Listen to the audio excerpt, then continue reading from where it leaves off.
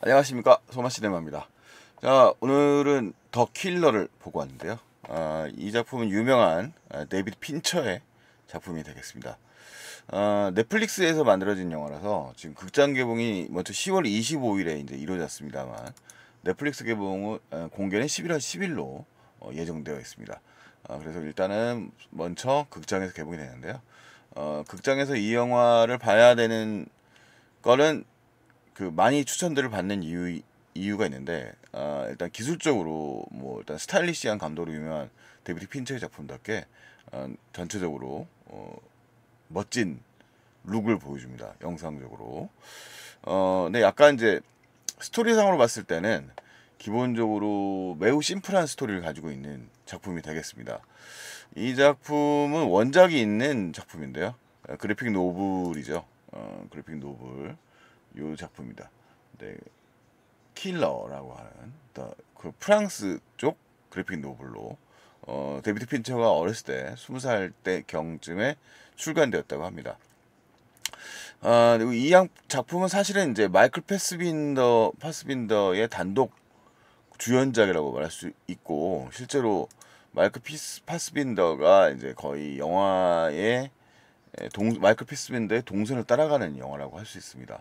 실제로 보면 뭐 대규모 폭발씬이 있거나 뭐 대규모 전투씬이 있는 영화가 아닌데, 제작비 규모가 1억 7천 5백만 달러라는 블록버스터급 중에서도 비교적 규모가 큰 영화의 규모를 하고 있습니다. 이게 지금 아마도 데이비드 핀처의 경력이 지금 넷플릭스에서 제작비 스트레스를 안 받고 맨크에 이어서 더 킬러를 만들고 마인드 헌터 이런 작품들을 계속 만들고 있는데, 그런 좀 주요한 요인이 될 수 있을 것 같습니다. 기존에 지금 데이비드 헌터는 스릴러의 대가로 알려져 있고, 그 다음에 그리고 실제로는 흥행에서는 기복이 좀 많은 감독이기 때문에 지금 안정적으로 자기가 만들고 싶은 대로 만들 수 있는 넷플릭스 작업 좀 선호하고 있는 경향이 있고, 더 킬러가 딱 그런 영화입니다. 이 영화가 일반적인 스타일의 상업 영화라고 보기엔 조금 어렵습니다. 일종의 킬러의 직업 윤리를 다루고 있는데 약간 은유죠. 말하자면 이 작품은 아주 킬러라고 하는 존재를 무슨 신적인 존재, 모든 문제를 해결할 수 있는 만능 해결사 정도로 설정하고 있는 게 아니라 평범하고 되게 강박적인 인물로, 그러니까 현대인들의 일에 대한 강박 같은 꼼꼼함 같은 디테일들이 굉장히 많이 살아있는 영화고요. 정말 무슨 유려한 카메라 워크만큼이나 유려한 동작, 그리고 끊임없이 되뇌이는 직업적인 그런 일에 있어서의 반복 작업과 준비와 작업 등을 생생하게 묘사하고 있는 영화라고 말할 수 있겠습니다. 그래서 되게 독특한 질감의 영화고, 감성적 요인은 최대한 배제되었다라고 말할 수 있겠습니다. 거의 이 인물 자체 이름을 제대로 알 수가 없는, 영화 속에서 몇 번 이름이 언급되긴 합니다만 신분을 다 바꿔놨기 때문에 이 사람의 진짜 이름은 참 알기가 어려운데, 이 마이클 패스빈더가 연기한 더 킬러라고 하는 인물이 자기 작업 중에서 오랜 경력을 가지고 이 작업에 임하는 장면이 영화의 앞부분을 차지합니다. 프랑스 파리를 배경으로 해서 타겟이 되는 인물이 언제 올지 모르는 상황에서 그 사람을 일주일 정도를 기다리면서 작업을 진행하고 마침내 타겟이 나타나는 실행이 되는 건데, 그 과정에서 이제 실패를 하는 것이 영화의 시작점이에요. 영화는 챕터로 나눠져 있고, 그것이 이제 챕터 1의 장면이고요. 되게 챕터는 장소가 변경되면서 영화가 전체적인 구성을 갖게 됩니다. 일단은 그 시간이 한 20분 정도 되고요. 전체 사용 시간 2시간 정도 되는 러닝 타임을 가지고 있습니다. 베니스 영화제에서 이제 사전 먼저 공개가 되었고요. 지금 평가는 뭐 로튼 토마토시스는 뭐 당연히 데이비드 핀처 영화답게 좋은 편입니다. 캐스팅은 마이클 패스빈더, 그다음에 틸다 스윈턴이 조연으로 등장하고요. 찰스 파넬, 앨리스 하워드, 캐리 오메일리, 소피 샬롯, 에밀리아노 페르니아, 가브리엘 폴랑코, 살라 베이커 등 우리들에게는 그렇게 아주 유명한 스타급 배우들은 마이클 패스빈더와 틸다 스윈턴 정도만 들어 있습니다. 전체적으로 사실은 이제 틸다 스윈턴도 한 에피소드의 제거 대상이 되는 인물로 등장을 하고, 영화적으로 보자면 이 영화에서는 감정적인 소모가 거의 없다고 말할 수도 있을 것 같습니다. 순전히 말 그대로 이 영화의 포스터에 담겨있는 헤드카피 실행이 전부다라고 되어 있는 것처럼 킬러로서의 작업을 실행하는데 아이러니하게도 이 사람의 작업이 되는 이 과정 자체는 지극히 사적인 이유들로 출발이 됩니다. 아까 말씀드렸던 에피소드 1에서의 작전 실패가 이 킬러가 활동하는 요인이 되죠. 그는 이제 도미니카의 자기의 이제 일종의 은둔지로 향하게 되고 그 속에서 자신이 사랑하는 여인이 다치게 되는 상황이 됩니다. 유일하게 이 영화에서 인간적인 면모를 보여주는 것은 이제 자신이 병원 장면, 이 마이클 패스빈더 더 킬러가 자신의 연인이 이 자신을 제거하기 위해서 보내진 이 전문가들에게 저항하고 자기 아무 말도 하지 않을까. 어떻게 보면 가장 유일하게 믿을 수 있는 존재고 정말 실제로 상대방의 폭력에도 아무 신분도 노출하지 않은 상황이라는 것을 강조하고 있는 인물입니다. 이 여성의 경우에. 그래서 이 여성의 동생에게 다시는 그런 일이 없을 거라는 걸 얘기하고 자신의 그 실패를 의뢰했던 의뢰자들 그리고 자신의 여인에게 찾아왔던 이 전문 킬러들 둘을 제거를 하고 최종적으로 의뢰인까지 제거하러 가는 킬러의 작업으로서의 챕터들로 나눠져 있습니다. 첫 번째 공간의 경우에는 파리에서 장면이 시작이 되고요. 두 번째는 도미니카에서 이 사건이 이제 계기가 되는 도미니카죠. 그 다음에 이제 실행 작업이 시행되는 공간으로는 먼저 자신에게 의뢰를 맡긴 뉴올리언즈에 있는 변호사를 찾아가게 되고요. 변호사의 경우 이제 부업이 이제 킬러 의뢰를 하는 겁니다. 그다음에 네 번째로는 그 플로리다에 있는 그 킬러를 제거하러 가고요. 그다음에 뉴욕 그다음에 시카고의 순으로 이야기가 챕터가 나눠져 있습니다. 자, 전체적으로는 그 20분의 시간을 되게 치밀하게 묘사하게 되어 있고요. 이 사람의 일상적인 장면이라는 건 똑같은 루틴을 유지하면서 자기 직업인으로서의 윤리를 철저하게 지키려고 하는 이 얘기를 합니다. 이 영화는 매우 수다스럽지만 보면 파스빈더의 나레이션이 끊임없이 흘러나오고요.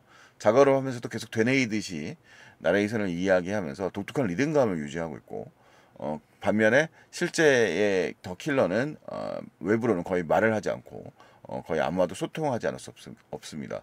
이 영화의 그 킬러의 윤리학이라고 하는 거는 일종의 직장인의 윤리학 같은 것들과 좀 유사한 측면이 있을 것 같고 뭐 실제로 있음직한 킬러의 윤리를 보여준다고 말할 수 있겠습니다. 그것이 윤리라고 말할 수 있을런지는 기본적으로 사람과 사람 사이에서 살인 행위를 하고 있다는 건 모르겠는데 일종의 직업적 그 신념이죠. 그런 걸 가지고 있다고 할 수 있을 것 같고요. 평가를 보면 스미스 만델런 킬러의 수사 모호하네요. 제거하라 나의 실패를 알고 있는 자들을 이렇게 묘사를 하고 있는데 그거보다는 좀 더 작업 과정에 있어서의 일단은 그 신념을 유지하고 일단은 완벽하게 자신이 목표 지점 은폐하고 조용히 연인과 사라지는 것을 완벽히 하기 위한 작업 과정이라고 보여집니다. 그 과정이 되게 디테일하게 연출되어 있는 게 이 영화의 특징입니다. 먼저 찾아가는 시퀀스는 지금 나름의 이 영화는 디테일적인 묘사들 그리고 소위 말하는 이제 우리 낭만적인 킬러물들이 살인을 저질렀을 뿐이지 그 뒤처리라든가 이런 문제들 은폐의 과정들 같은 것들에 대해서는 무슨 다른 팀이 있다든가라는 설정을 두기도 하는데 이 과정에서 이 철저하게 자기 일에 프로페셔널로서 몰입하고 그 다음에 그것들을 실행하는 과정들을 그려냅니다. 그 과정에서 어쩔 수 없이 개입된 일반인들에게도 얼굴을 노출하고 얼굴을 노출한 일반인들은 대부분 살인 가차없이 살인한다는 것도 역시 현실적인 설정이라고 말할 수 있겠습니다. 이게 킬러라는 말 자체가 좀 현실적이라고 말하기가 조금 애매한 부분이 있지만 이 영화 속의 그 킬러는 뭐 그래픽 노블적 상황입니다. 사실은 그렇게 부유한 킬러가 많지는 않을 것 같습니다만 어쨌든 간에 이 킬러의 경우에는 철저하게 모든 그 준비되어 있는 사항들을 정말 유려하게, 말 그대로 유려하게 실행하는 과정들을 묘사하고 있는 영화로 말할 수 있겠습니다. 지금 보고 있는 스틸 속에 있는 이분의 경우도 일반인에 가까운 분인데 뭐 업무 자체를 모르고 뭐 킬러 업무 자체를 모르고 있는 사람은 아니겠습니다만 모두 개입되어 있는 상황이 돼버리죠. 영화 속에서 제일 억울한 사람은 뭐 우연히 그 드라이빙 같은 걸 해주는 뭐 택시 같은 기사 같은 인물이 있습니다만 주인공이 더 킬러가 주인공이 파스빈더입니다. 여기서 제가 말할 때 더 킬러라는 말 설정을 할 때는 다 그냥 마이클 파스빈더가 하는 그런 실행하는 인물이라고 말할 수 있겠습니다. 영화 속에서 실제로 엔드 크레디트 올라올 때 더 킬러라고만 나오고요. 이름이 나오진 않아요. 그 사람의 사생활도 이제 그 연인에 다쳤다. 이 위에 뭐 법학을 나레이션을 통해서 법대를 공부하다가 킬러의 길에 들어서게 됐다.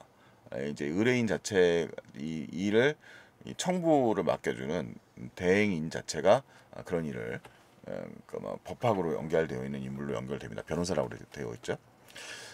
자, 어쨌든 간에 이 과정에서 이제 이런 그 스타일리시한 측면들이 마치 살아납니다. 전작인 더 맨크에서는 그 시민 케인의 각본가였던 맨키비치의 이야기를 다루면서 조금 더 서사적인 이야기들에 집중했다면 이 영화는 반대로 굉장히 스타일리시한 측면을 강조하고 있어요. 그래서 미술 프로덕션의 특징들이라든가 매끈한 촬영이라든가 이런 부분이 매우 강조된 영화들입니다.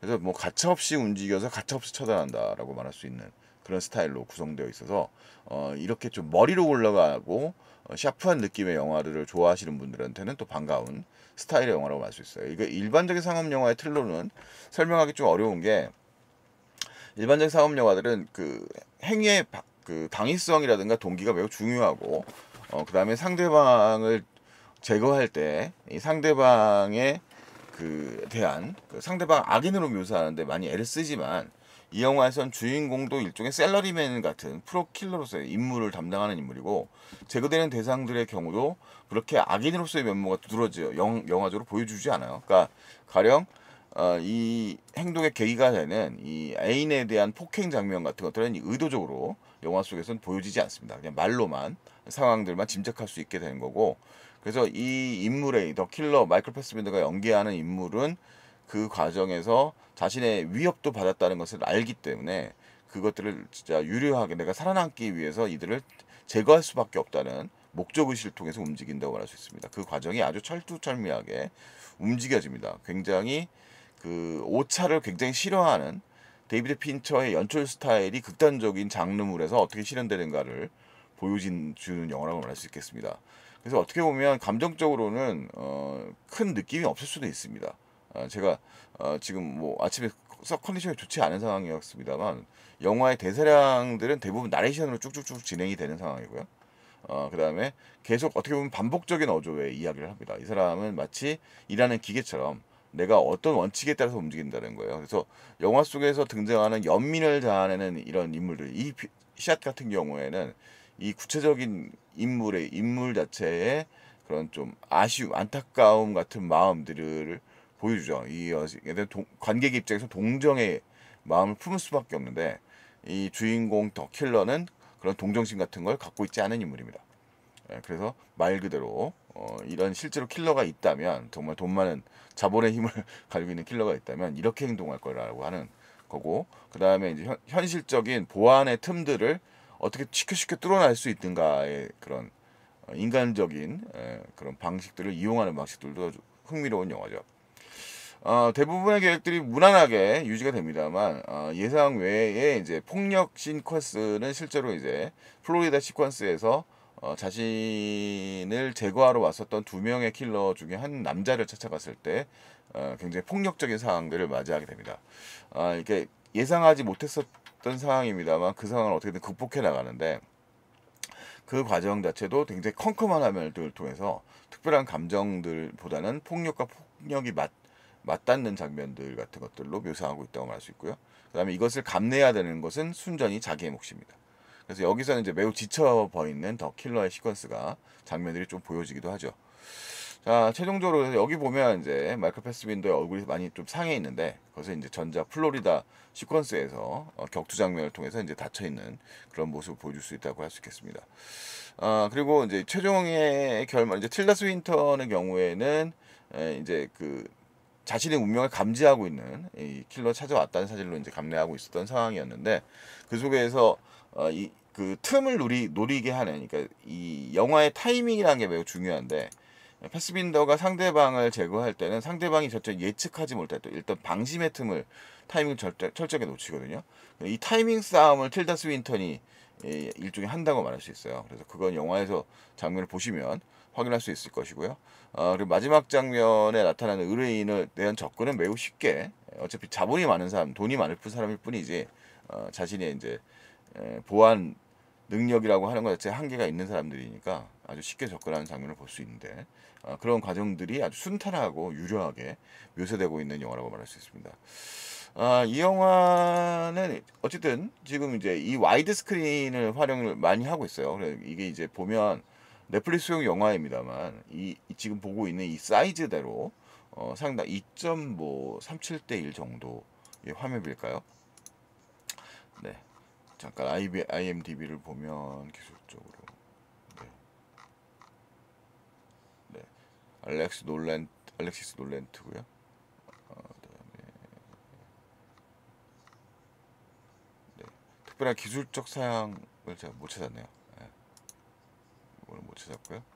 하여튼 이 정도 사이즈 화면비예요. 뭐 2.45대 1 정도라든가 되게 상당히 와이드 스크린이라서 극장에서 보시는 게 일단은 그런 와이드 스크린의 맛을 느끼기에는 좋을 것 같습니다. 무슨 특수관까지 필요한 건 아닙니다만 어쨌든 간에 이런 와이드 스크린의 느낌을 제대로 받으려면 극장에서 보는 것이 좋고요. 그래서 특히 또 그 사운드의 소리를 줄이거나 늘리고 이 킬러로서 작업을 할 때 항상 이어폰을 끼고 작업을 하고 있는 모습을 많이 볼 수 있어요. 그래서 뭐 여러 음악들을 들으면서 작업해 가는 과정들을 보여주는데, 그런 사운드의 효과들도 역시 데이비드 핀처 영화에서 중요한 요소들이기 때문에 아주 흥미롭게 볼 수 있는 구조들 영화라고 할 수 있습니다. 그래서 사실 데이비드 핀처 영화가 그렇게 대중적 파급력을 갖기에는 스토리텔링을 진짜 이 영화의 경우에는 정말 최소화한 거고, 스타일리시한 영화적 스타일을